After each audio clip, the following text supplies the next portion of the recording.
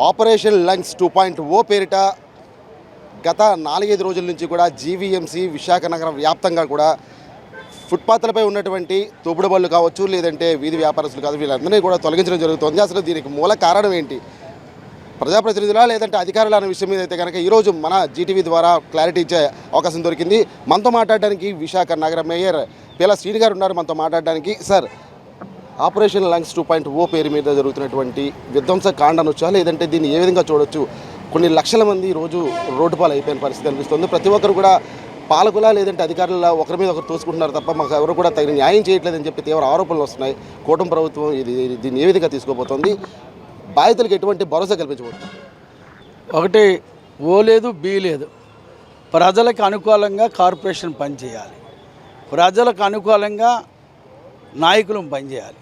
దాంట్లో భాగంగా ఎక్కడైతే ట్రాఫిక్లు బ్లాక్ అవుతున్నాయో, దాని నిమిత్తం యాక్సిడెంట్లు అవుతున్నాయో ఆ పాయింట్లు గతంలో గుర్తించాం. ఆ పాయింట్ల కోసమే చేసేటప్పుడు ఒకరు తీస్తే ఒకరు గొడవ చేశారు. ఎవరైతే వ్యాపారస్తులు ఉన్నారో నిజమైన వ్యాపారస్తులకి తొందరలోనే పేదవాడిని పరిమిలోకి తీసుకొని ఈ విశాఖపట్నం పరిధిలో పేదవాడికి అన్యాయం చేయలేని పార్టీ ఏదంటే తెలుగుదేశం పార్టీ. దాంట్లో భాగంగా ఈ విధానాలు ఏదైతే తప్పుడు మాట్లాడడం వైఎస్ఆర్ పార్టీ డిస్కషన్లో చేసింది, మేము కంటైనర్లు పెట్టుకునేందుకు కాదు, పేదవాడు రోడ్డు మీద వ్యాపారం చేయనందుకు తెలుగుదేశం కానీ జనసేన కానీ బీజేపీ కానీ అనుకూలంగా ఉంటుంది. ఇందాక మీరు చెప్పారు తోపుడు బల్లి అని. తోపుడు బల్లి విధానానికి తప్పనలేదు.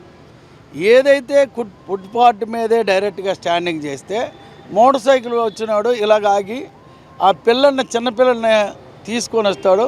ఆ చిన్నపిల్లడు అనుకోకుండా రోడ్డు మీద దిగి యాక్సిడెంట్లు చాలా అయ్యాయి.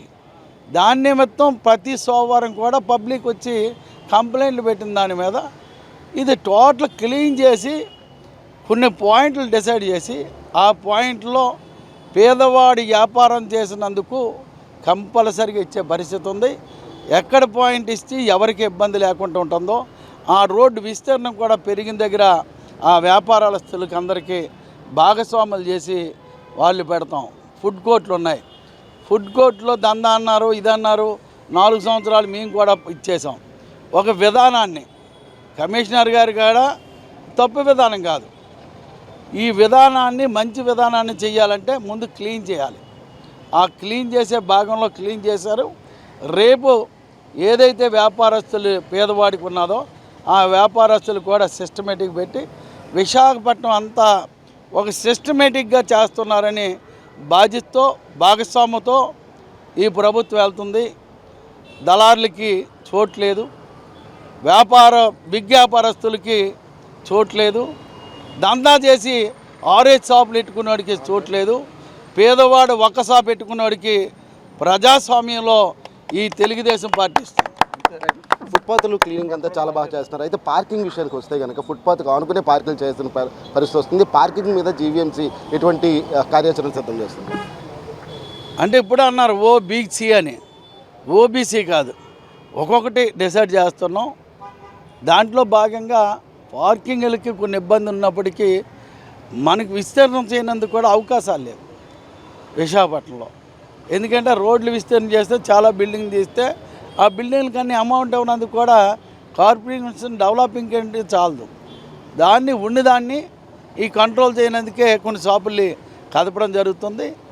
కంపల్సరీగా ప్రతిదీ కూడా పోలీసు వారు కార్పొరేషను ప్రజలు మెచ్చుకునే బాధ్యతతో, ప్రజలు అంగీకారం బాధ్యతతో ఈ విశాఖపట్నాన్ని మెరుగ్గా చేసే బాధ్యత మా అందరికీ ఉంది. కౌన్సిల్ సమావేశంలో మీరు అందరూ కూడా కలిసి తీసుకున్న నిర్ణయాన్ని మళ్ళీ ఇప్పుడు తప్పుగా చూపించి మీరు అంటే కార్పొరేటర్లు ఊర్లో లేనప్పుడు, అదేవిధంగా ఎమ్మెల్యేలు కూడా ఎవరు అందుబాటులో లేని సమయం చూసి కావాలనే ఉద్దేశపూర్వకంగానే ఇదంతా కూడా విధ్వంసం చేశారని చెప్పి ఆరోపణలు వినిపిస్తున్నాయి సార్.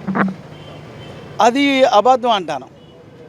ఒక అధికారికి ఏదైతే సూచించామో అన్ని విధాలకు కూడా ఆ అవకాశం కానీ అధికారులు కానీ ఖాళీగా ఉంటాడు, అవకాశాన్ని ఇంప్లిమెంట్ చేస్తారు. మాకు తెలియలేదు కాకుండా ఎవరి డ్యూటీ వారు చేయాలి. ప్రజలకు ఎక్కువ సమస్య వస్తాడు, ప్రజల్లోకి వెళ్ళేవాడు నాయకుడు, అధికారులు పనిచేసేవాళ్ళు కమిషనర్. దీంట్లో భాగస్వామిగా అందరం కలిసి చేస్తాం. మా వంశీ గారు కూడా మాట్లాడటం తప్పు కాదు. ఏదైతే పేదవాడికి షాపులు ఇమ్మన్నారో దాంట్లో భాగస్వామిగా ఎమ్మెల్యేలు అందరూ వచ్చాక కూర్చొని పేదవాడి ఎక్కడెక్కడ ఉన్నారు, ఏ వార్డు స్థాయిలో ఆ వార్డు కార్పొరేటర్లు కూడా కూర్చోబెట్టి, ఎమ్మెల్యేలు కూర్చోబెట్టి అక్కడ నిజమైన పేదవాడిని సూచించి వాళ్ళందరినీ చేస్తున్నాం. ఇప్పటికే కొన్ని పెద్ద షాపులు ఉన్నాయి, మీరు చూసారో లేదో. విశాఖపట్నంలో డాల్ఫిన్లోని గ్రీన్ పార్క్లో ఉన్న రేట్లు కూడా అక్కడ బళ్ళు మీద పెడుతున్నారు. ఆ బళ్ళు కూడా 6 బళ్ళు 7 బళ్ళు ఒకడియే. వాడు ఇంకోటి రానిలేదు, పేదవాడిని వ్యాపారం చేయనిలేదు. దానికి తప్పు ఎవరిదని మీరు ఒకసారి ప్రశ్నించండి. ఇప్పటికే బీచ్ రోడ్లు కొన్ని ఉన్నాయి, అక్కడికి వెళ్ళి మీరు ఒక ప్రస్సులుగా కాకుండా ఒక సామాన్యుడిగా చిన్న బండి తీసుకొచ్చి మధ్యలో పెట్టండి. మీ బండిని కొడుతున్నారు, మిమ్మల్ని కొడుతున్నారు. వాళ్ళకి ఎవడిచ్చారండి ఆ సిస్టము? పేదవాడి ప్రతి ఒక్కడు వ్యాపారం చేసుకోవాలి, వాళ్ళందరికీ అనుకూలంగా చేస్తాం.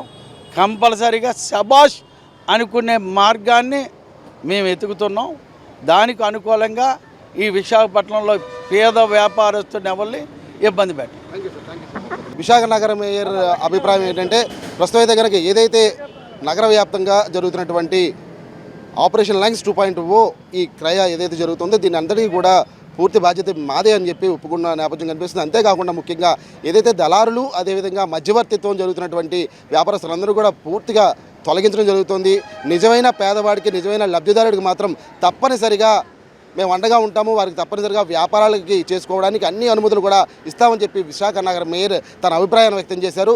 ఇది ఎక్కడ కూడా ఇటు అధికారుల మధ్య అదేవిధంగా ప్రజా పాలకుల మధ్య అయితే కనుక సమన్వయ లోపం కానే కాదు, మేమందరం కూడా మూకముడిగా కౌన్సిల్లో తీసుకున్న నిర్ణయాన్ని అమలు చేస్తున్నామని చెప్తున్నారు. వస్తున్నటువంటి ఉదంతులన్నీ కూడా పూర్తిగా అవాస్తవం అని చెప్పి తిప్పుకొట్టిన నేపథ్యం కనిపిస్తుంది. ఏదైనప్పుడు కూడా విశాఖ నగర వ్యాప్తంగా జరుగుతున్నటువంటి ఈ ఆపరేషన్ అయితే కనుక మరికొద్ది రోజులు కొనసాగే అవకాశం ఉంది కనుక స్పష్టంగా తెలుస్తుంది.